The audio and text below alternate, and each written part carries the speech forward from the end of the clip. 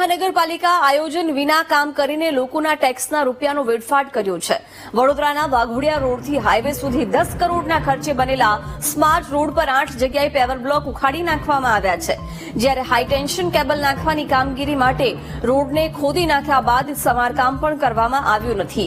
આ અંગે મુખ્યમંત્રી ભૂપેન્દ્ર પટેલે ટકોર કરી પગલાં લેવા પડશે તેવી સૂચના આપી હતી।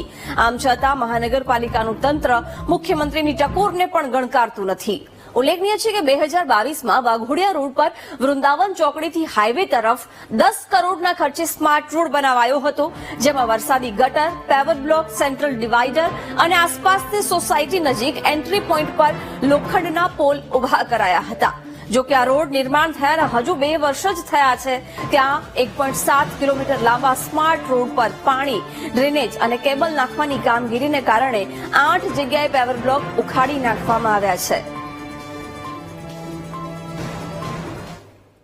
વડોદરા મહાનગરપાલિકાના શાસકો અને અધિકારીઓની મિલીભગતના કારણે વડોદરામાં અત્યારે અણઘટ વહીવટ ચાલી રહ્યો છે।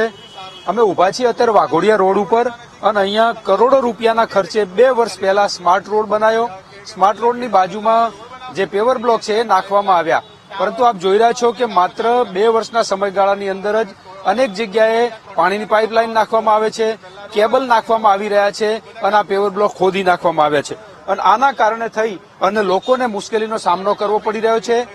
2 વર્ષ પહેલા રોડનું કામ કર્યું છે, ત્યાં જ આ નવા કામ કરી અને કરોડો રૂપિયાનો ખર્ચ છે કરવામાં આવી રહ્યો છે। મુખ્યમંત્રીએ પણ ટકોર કરી હતી કે જે કંઈ કામ કરો એને કોન્ક્રીટ કામ કરવામાં આવે, વારંવાર રોડ રસ્તા ખોદવામાં ના આવે, પરંતુ વડોદરામાં આ પરંપરા આજે પણ ચાલુ છે અને પ્રજાના નાણાંનો વેડફાટ છે કરવામાં આવી રહ્યો છે। કેમેરામેન કિશોર ક્ષીરસાગર સાથે માનુ ચાવડા, વીટીવી ન્યૂઝ, વડોદરા।